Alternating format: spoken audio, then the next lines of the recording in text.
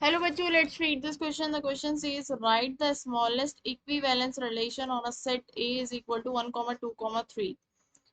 तो यहाँ पर मैं की कॉन्सेप्ट लिख लेती हूँ। क्या है हमारा इस क्वेश्चन का की कॉन्सेप्ट कि आइडेंटिटी रिलेशन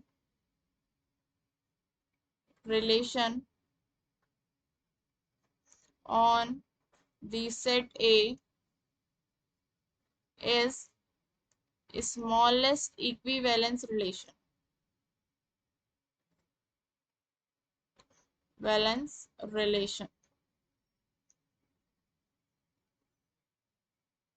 ठीक है, तो यहाँ पर हम लिख लेते हैं पहले कि आइडेंटिटी रिलेशन क्या होता है। कि जैसे कि आइडेंटिटी रिलेशन पहले डिफाइन करते हैं। आइडेंटिटी रिलेशन अगर हम ऑन सेट ए में हम निकाल रहे हैं तो एक्स हमारे सेट ए के एलिमेंट्स को रिप्रेजेंट कर रहा है। तो उसमें क्या होना है कि एक्स कॉमा एक्स जो है वो आर, इसको आर रिलेशन, अगर आइडेंटिटी रिलेशन हमारे पास आर है तो इसको बिलोंग करेगा for all values of x, और इसमें इन वाले एलिमेंट्स के अलावा और कोई एलिमेंट्स नहीं होंगे। जैसे कि अगर सेट ए में मेरे पास बिलोंग कर रहे हैं ए कॉमा बी कॉमा सी, ए कॉमा बी है, तो हमारे पास जो आइडेंटिटी रिलेशन इसका बनेगा क्या बनेगा, वो ए कॉमा ए, बी कॉमा बी। इसमें और कोई एलिमेंट नहीं होगा, जैसे कि ए कॉमा बी नहीं हो सकता, इसमें सिर्फ यही दोनों एलिमेंट्स होंगे और कोई एलिमेंट्स नहीं होगा। अब इक्विवेलेंस रिलेशन क्या होते हैं? Relation which is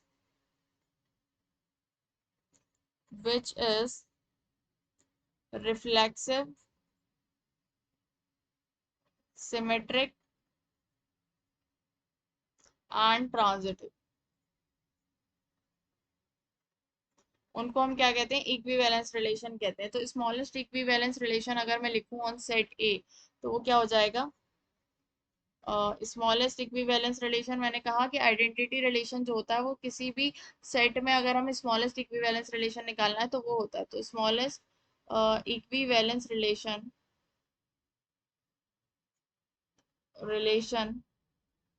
on set ए वो क्या हो जाएगा मेरे पास? 1, 2, 2 और 3, 3। ठीक है। रिफ्लेक्सिव एलिमेंट्स क्या होते हैं इसको हम चेक भी कर लेते हैं कि रिफ्लेक्सिव रिलेशन क्या होता है। कि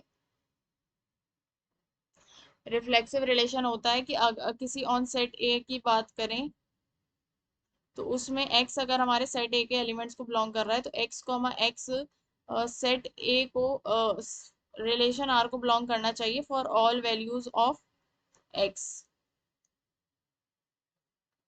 और इसके अलावा भी और एलिमेंट्स हो सकते हैं, लेकिन यहाँ पर हमारे पास ये तीनों ही एलिमेंट्स हैं, 1, 1, 2, 2, 3, 3। तो ये रिफ्लेक्सिव है। सिमेट्रिक क्या होते हैं?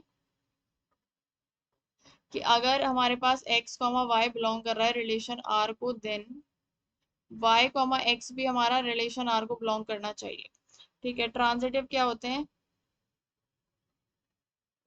कि अगर x कॉमा वाई भी हमारा रिलेशन r को बिलोंग कर रहा है एंड y कॉमा जेड भी हमारा रिलेशन r को बिलोंग कर रहा है, देन x कॉमा जेड भी हमारा रिलेशन r को बिलोंग करना चाहिए। अगर ये दोनों कंडीशन हमारी क्या है? ये दोनों कंडीशन है उस सेट में, रिलेशन में, तो ये वाली कंडीशन होना जरूरी है। अगर सिर्फ ये वाली कंडीशन है और ये वाली नहीं है तब भी वो ट्रांजिटिव ही कहलाएगा। ठीक है। तो यहाँ पर अगर हम देखें तो सिमेट्रिक में तो 1, 1 इसका रिवर्स भी हमारे पास प्रेजेंट है, 2, 2 इसका रिवर्स भी प्रेजेंट है, 3, 3 इसका रिवर्स भी प्रेजेंट है। तो ये रिफ्लेक्सिव भी हो गया, सिमेट्रिक भी हो गया। ट्रांजिटिव के लिए क्या है कि ये वाला कंडीशन अगर है और ये वाली भी है तब ये वाली चेक होनी चाहिए, जब तब ये वाली प्रेजेंट जरूर होनी चाहिए। लेकिन यहाँ पर सिर्फ हमारे पास एक ही कंडीशन है, 1, 1। वन से स्टार्ट होने वाला और कोई एलिमेंट नहीं है, मतलब ये वाली कंडीशन है ही नहीं, तब तो हमारा ये रिलेशन क्या हो जाएगा? ट्रांजिटिव हो जाएगा। इसमें भी ये ट्रू है, इसमें भी ये ट्रू है। सो ये हमारे पास क्या हो गया? ट्रांजिटिव हो गया। सो यहाँ पर smallest equivalence relation on set A क्या हो गया? ये हो गया। Okay, so the final answer is smallest equivalence relation on set A is equal to 1, 1, 2, 2, 3, 3। Hope you understood it well. Best of luck. Thank you.